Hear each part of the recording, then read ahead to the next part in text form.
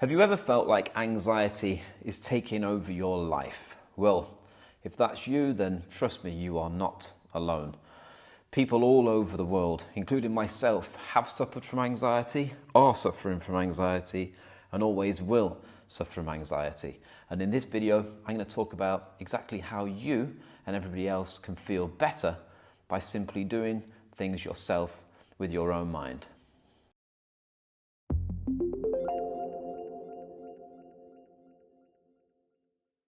One of the most important parts of recovery from anxiety is obviously realizing that you have it. Now, anxiety is something that we all have inside us, and it's actually a safety, it's a security system that's inside us. So, for example, if I heard a big noise right now outside this studio, then I would turn the camera off and I would go and investigate, and perhaps my heart rate might go up. Perhaps I might get a little bit worried. Everything else just goes out of the window for a moment and I make sure that everything's safe. And you get a bit sweaty perhaps, and then you go outside, I'd find out that the situation isn't that bad hopefully, and then come back and everything goes back to normal. And that's the fight or flight system that's being activated to make me go and investigate, to make sure I'm safe, because if that didn't exist and I was very blasé about everything, then something really bad could happen, and then perhaps something really bad could happen to me or the people that are near me. And that's why we have it. Now, thousands of years ago, or even less than that, we had things to worry about all the time, our safety, fires, wild animals, all sorts of different things. But these days, most of those things have been taken away from us. So now we worry about other things, things that perhaps are not as important as we first imagine. So we could worry about things that we've said, situations that we're going to be in. And what the subconscious mind does is it matches these situations with life and death situations, which when you think about it like that is kind of ridiculous. So if you've got an exam coming up and you're so worried about it that it's like a life and death situation, that's far too much worry. So in this video, I'm going to explain how you can get out of that by using certain techniques and make yourself feel better about things all around you, and therefore acknowledging that you can have anxiety, but it doesn't need to be a problem. Now, something very interesting with anxiety is, let's say you have a dial in your subconscious mind that represents all the different things that you feel. So right now we're talking about anxiety. You can imagine it goes from a 0 up to a 10. Now a 10 is maximum anxiety, a 0 is none. Now if you've got anxiety level on about a 2 or a 3, I'd say that's normal, okay?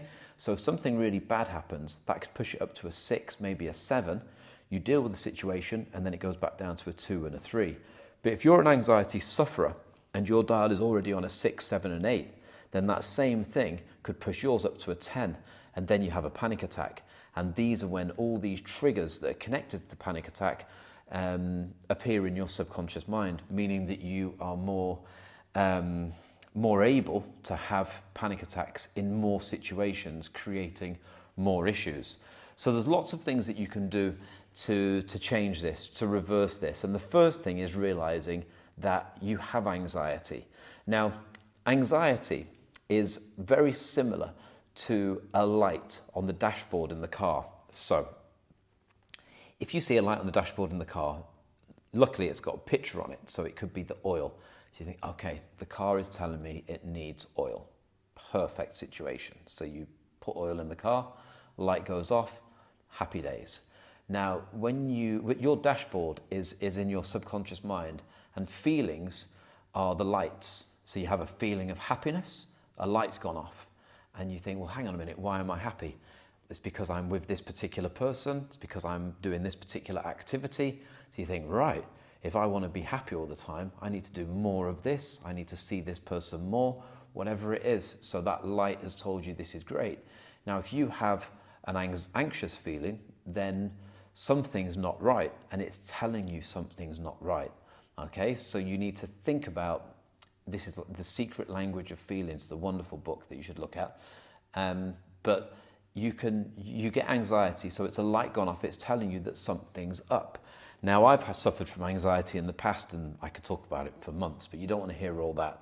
But one time that I had anxiety really bad was after a big relationship breakup of 12 years. And amongst all the other kind of things that were going on in my mind, One thing that I really had anxiety and I was worried about is how lonely I was, because I'd moved to a new part of the world where I didn't know many people. Well, I knew a lot of people, but they weren't my friends, and this is sometimes even worse. And so I realized I had anxiety and I was over-worrying, I was overthinking because I was lonely. So the anxiety, I managed to trace it back to what the issue was, and then I made an actual, a real go of making friends and networking and finding good people, even just a couple of people to have coffees with and create relationships and friendships with. And that's what I did, and therefore the problem disappears and the anxiety disappears. Okay, so if you can trace feelings to actual things, then you take care of the actual things, and then the light goes off in your mind, the feeling disappears, or the feeling grows if you want it to, for the happiness, for the ecstasy, whatever it perhaps is. So this is a really interesting thing to think about. When you have anxiety, it's telling you something is wrong. That's it. And then you need to think about whatever it is. So if you've got anxiety, here's some top tips. If you've got anxiety about uncertainty for the future, then because you don't know what's going to happen with a parent, with a best friend, with whatever it is, a job interview, an exam, then what you can do is you can take a piece of paper and a pen and you can write down what the issue is.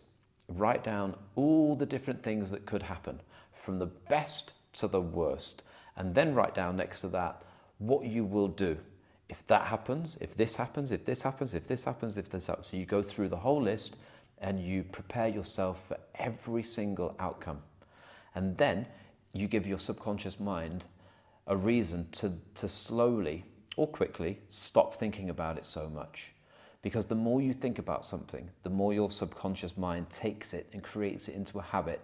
And then before you know it, you're in this vicious circle of thinking, overthinking, round and round and round. And your subconscious mind is doing it on purpose because it thinks that's what you want, because you've been doing it so much.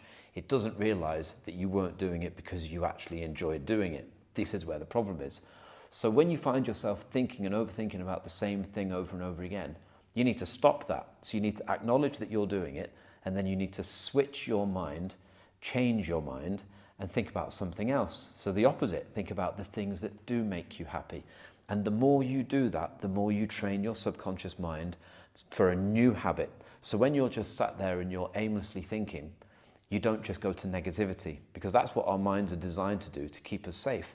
But the more you train it with positive things, exercise, sports, hobbies, it doesn't have to be athletic, coffees with friends, conversations with good people, good books, whatever it is that floats your boat, whatever it is that gets those endorphins going, that makes you feel good, you need to do more of that and think about more of that. And I guarantee the more you do that, and it might, if you suffer from anxiety massively, it takes longer, of course, but you can do it.